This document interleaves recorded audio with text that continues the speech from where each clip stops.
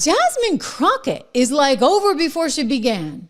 You know, we knew she was delusional. We knew she was a little out there, but she clearly has like no grounded sense of self, no sense of Texas, shall we say. And Leslie, if you're watching, I know you'd agree with me on this. She's like, I'm gonna have to like move out of Texas if Jasmine Crockett were gonna be elected. But here's the good news, Leslie.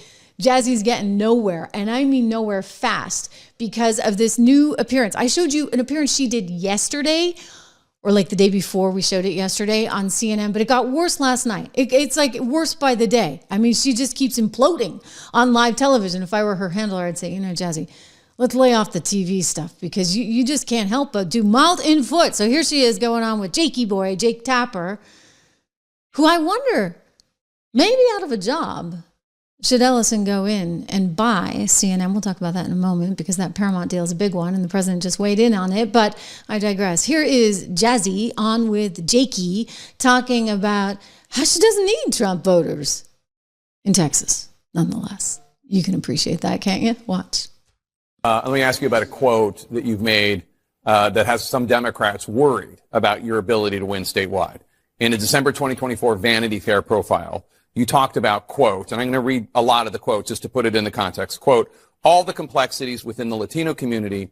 The immigration thing has always been something that has perplexed me about this community. It's basically like, I fought to get here, but I left y'all where I left y'all, and I want no more y'all to come here. If I wanted to be with y'all, I would stay with y'all, but I don't want y'all. She just has the best possible grammar imaginable too, right? This is kind of a long quote, but it's worth hearing. And it's worth listening to her response. So just bear with me. Let's watch it together. I'll come into my new home. It's actually only 30 seconds. It almost reminds me of what people would talk about when they would talk about kind of like slave mentality and the hate that some slaves would have for themselves. It's almost like a slave mentality that they have. Now, about the time that was published last year, around 1 million Latino voters in Texas were voting for Trump. Do they all have slave mentality? No, and that's not what that said at all, to be clear. It did not. Really? Because he just read the whole long passage so we could hear how you said they seem like they have slave mentality, Jazzy. I'm sorry. That's what you said.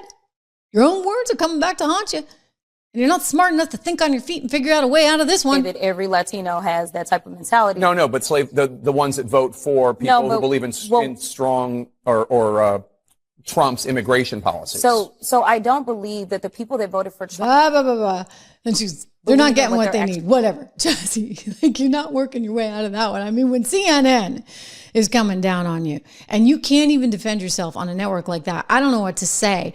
But, you know, she's kind of got just the wrong approach. And anybody that decides to put her up as the nominee, well, you know what? Hey, I'll take that trade all day long. I will take it over and over and over and over again, because that's actually really good for the Republican Party. Because I'm sorry, Texas has not changed that much. And this is no Beto, okay? Or Beto, however they say his name, O'Rourke. He's like checking all the boxes there. He's got Spanish, he's got Irish. Hey, not bad. Anyway, Jazzy is like a whole other breed. And she thinks that what plays in New York City is going to play in Texas. And you know that's wrong. Right, Leslie? Leslie knows that's wrong. New York City and Texas couldn't be further apart. Watch. Let me tell you something. Mandami has not backed down whatsoever from his rhetoric against the president. In the Oval Office, he stood there and he said what he said about him being a fascist, yet he was able to win those voters. So Democrats that believe the only way that you can win is by being soft and sounding like a Republican, that is not true. What people are looking for are people that are tough and are fighters and are going to fight for them.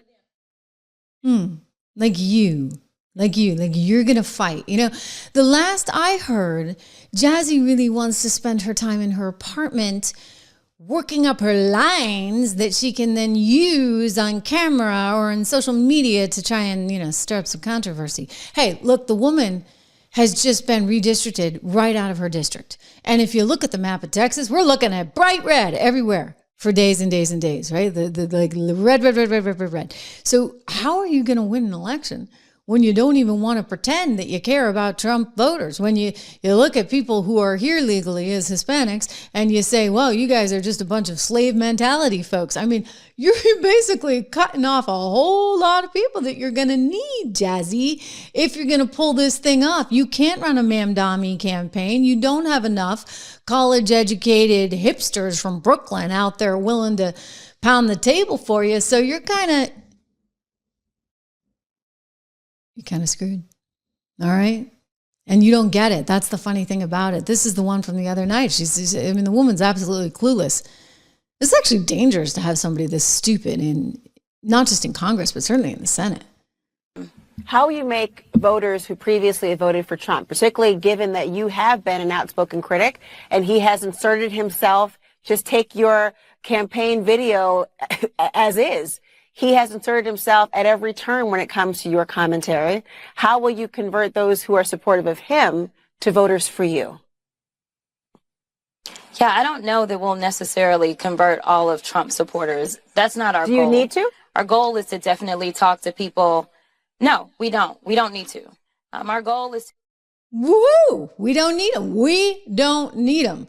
We're going to double down on reparations and this, that, and the other. Let's listen to the rest of what she says. Make sure that we can engage people that historically have not been talked to, because there's so many people that get ignored, specifically in the state of Texas. Listen, the state of Texas is 61% people of color. Mm-hmm. We have a lot of good folk that we can talk to. We know that when Beto came really close, Beto, who is a progressive, we know that he got 65% of the Latino vote. So what did they do after that? They specifically went after Latinos. We know that he got close to 90% or right there at 90% of the African American vote. So honestly, what we need to do is start talking to the vast majority of Texas. I think my message is very much a mainstream message. I don't know who disagrees with the fact that affordability is a real thing, except for the president, who says it's a Democratic hoax. But when somebody goes to the grocery store nowadays, whether it's in East Texas or whether it's right here in Dallas, Texas, or whether it's in Austin or West Texas, let me tell you, they are looking at those grocery prices and they are thinking we deserve better.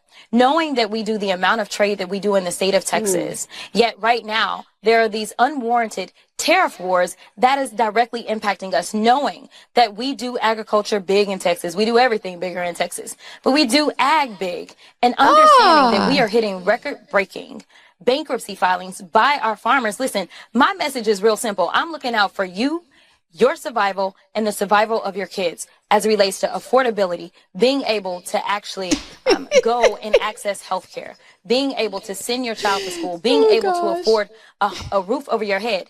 If that's not, what Trump supporters want, then fine. I'm just laughing at your comments. David's like, keep her talking all day long. Steve says, Jasmine's looking for a job on the MS network, the Ms. network, right? You're right. I think that's exactly. She knows this, this is not going to work in Texas. But, if she can become the new Joy Reid, of course, it didn't work out so well for Joy Reid, right? Maybe she's got a future at something. I mean, it's unbelievable. Oh, and one of you, this was good. Who said that she had the new Unc Andy, Gloria Gaynor hairstyle? I mean, big hair, right? But hey, she figures she's gonna win in Texas. Nothing against big hair. I've had my share of big hair over the days too. You'd be amazed what they can do at Fox. I mean, the amount of teasing and hairspray that goes into that. I'm not quite capable of that on my own. Anyway, Gloria Gaynor hairstyle. I don't know. She's over before she started. And I think that there's something to that she's actually looking for her next gig. And the gig is not going to be in politics. The gig is probably going to be in media.